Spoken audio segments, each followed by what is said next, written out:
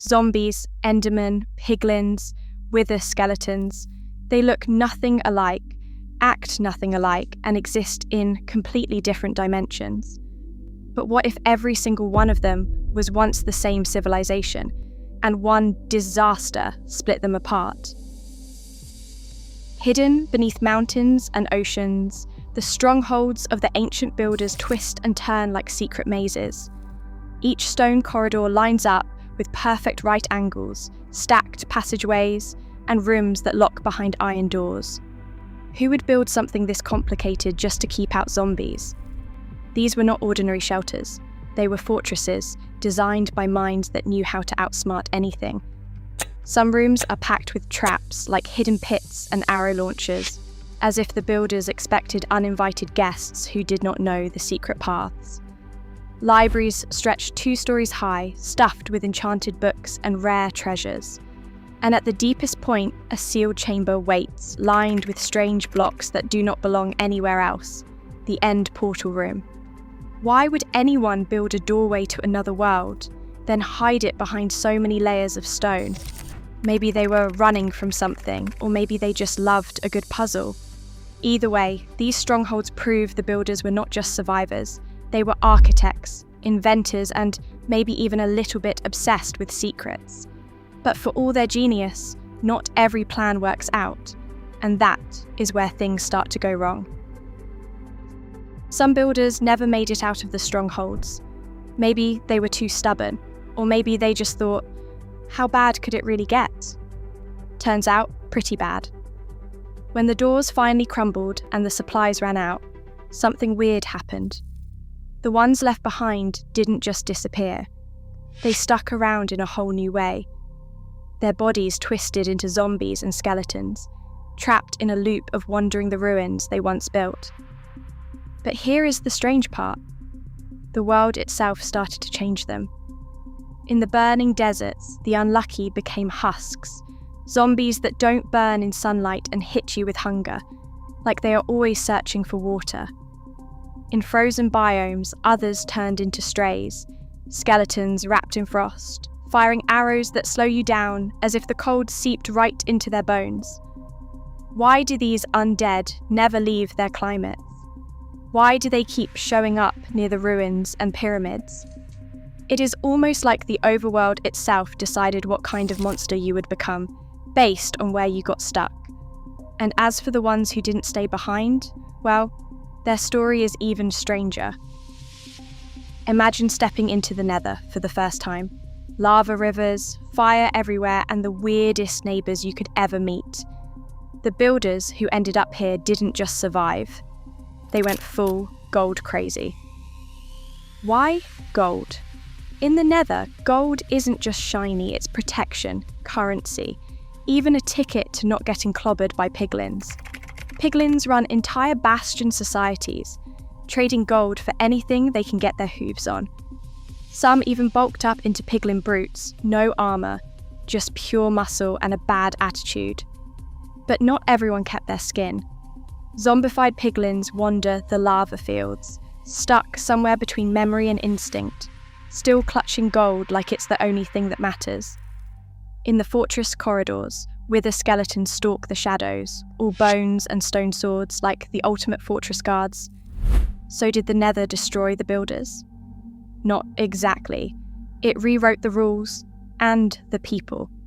But this is only one part of the story.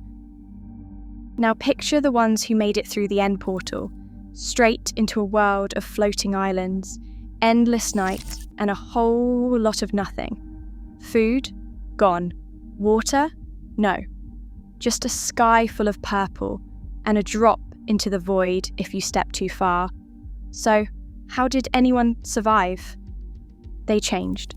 The Endermen are not just tall, spooky wanderers, they are what is left of the builders who adapted to this empty place. Teleporting is not a magic trick. It is a last-ditch way to escape danger when there is nowhere to hide. They pick up blocks, maybe still trying to build, maybe just clinging to old habits. But here is a twist. The end is not empty. At the very centre, a massive dragon circles the main island, guarding the portal like a bouncer at the world's toughest club. Some players think the Ender Dragon is not just a monster, but a leftover guardian, maybe even a piece of ancient builder technology powered by those glowing end crystals. Why else would it defend the portal so fiercely? And why do Endermen seem almost respectful around it? In the end, survival meant transformation, and the dragon might be the last defense of a civilization that refused to let go. But even here, the story is not finished.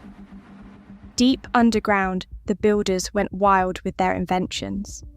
If hiding behind stone walls wasn't enough, why not build a living security alarm? That's how the Warden came to be, a giant, blind protector that cannot see you, but can sense every step you take across the skulk growing on the floor. Drop a block, sneeze, or even munch on a snack, and the Warden knows. It doesn't chase you for fun. It's the ultimate guard dog, except it listens instead of barking. But when fear of danger turned into panic, the builders tried something even riskier: the Wither. They stacked soul sand and 3 spooky skulls, hoping to create a weapon that could defeat anything, even death. Instead, they unleashed a monster that explodes on arrival and wrecks everything in sight, dropping a Nether star as the only proof it was ever there. Why would anyone risk building something so dangerous? Maybe they were desperate. Or maybe, just maybe, their inventions started turning against them. Every mystery has a pattern, and this one is starting to look like a puzzle with 5 missing pieces. Think about it. Not every builder ended up the same way. Some became the wandering undead stuck in old strongholds. Others turned into gold-obsessed piglins, or even stranger things in the Nether. A few adapted to the end, turning into block-carrying Endermen. Then there are the ones who tried to outsmart fate, building guardians like the Warden, or unleashing chaos with the Wither. Each path, overworld, Nether, end, invention, and experiment shows a different answer to the same disaster. What if every mob you meet is just another version of the ancient builders, each shaped by where they landed or what they tried to do next? But here is the weirdest clue of all. Through all these changes, mutations and disasters, one being never morphs, mutates, or fades away: the player. You can eat, build, break, and travel through portals without turning into a zombie or sprouting purple eyes. Why do you get to stay the same while everyone else changes? Out of all the ancient builders, why didn't you? Every mob you meet might be a clue from Minecraft's greatest brains, just, after disaster struck. So, if everyone else changed, what does that make you? Think about it.